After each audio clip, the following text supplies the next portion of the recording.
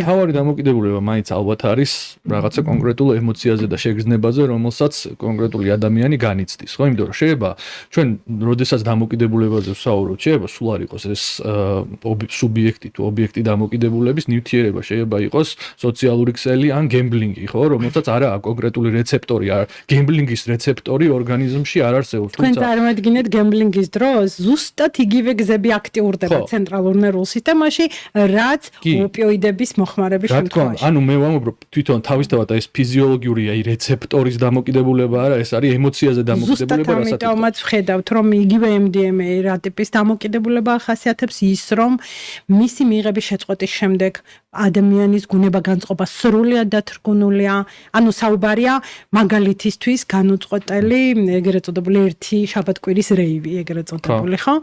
და ორ შაბათისთვის სრულად მკვდარი, არაფერი არ უნდა ვერ დგება, სამსახურში ვერ მიდის. ანუ მის დაკისრებულ ვალდებულებებს ვეღარ ართმევს ადამიანი თავს, მისი განწყობა, გუნება დაქვეითებულია რადიკალურად, არაფერი არ უხარია, არაფერი არ უნდა და სწორედ ეს არის ის მდგომარეობა, რომელიც ჩვენ გვაქვს, გვიბიძგებს, რომ კიდევ დამატებით მიიღოს ადამიანმა, რომ გამოუსწორდეს ეს მდგომარეობა.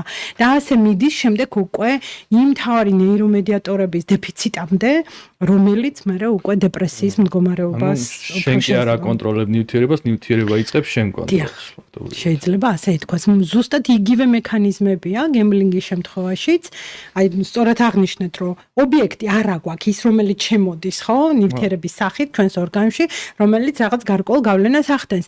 აქ ეს გავლენის მომხდენი არის ის ემოცია, რომელიც მოდის წაგებით და მოგებით. სხვათა შორის ორივე შემთხვევაში ერთნაირი აი ეს აღფრთოვანება, აღშფოთება, ეს ყველაფერი ერთად მოდის, წაგებს ადამიანი თუ მოიგებს. არ აქვს ნიშნულობა. ხშირ შემთხვევაში წინასწარ იცის ამ ხალხმა რომ წააგებს და მაინც შედის ამ ერთი და იგივე მდინარეში, იმიტომ რომ ის შეგრძნება მიიღოს, თორე ყველა მიცის რომ გემბლინგით საბოლოო ჯამში ყველა ერთი წააგებს, სხვა შემთხვევაში კაზინო არ ეს ამართლებს ადამიანი მის ქცევას, რომ მიდის იმიტომ რომ დაიბრუნოს წაგებული ფული. ამით ის ცდილობს გაამართლოს, რატომ მიდის სინამდვილეში ზუსტად იმ ემოციისთვის, აი მოლოდინი, რომ აი ეს წაგებით მოვა თუ მოგებით, მას არ აქვს მნიშვნელობა, სწორედ ის მოლოდინი და ის ემოციური აღტკინება, რასაც ის იღებს, ემოციური ეიფორია, აი ეს არის ის, რაზეც დამოკიდებული ხდება ადამიანი.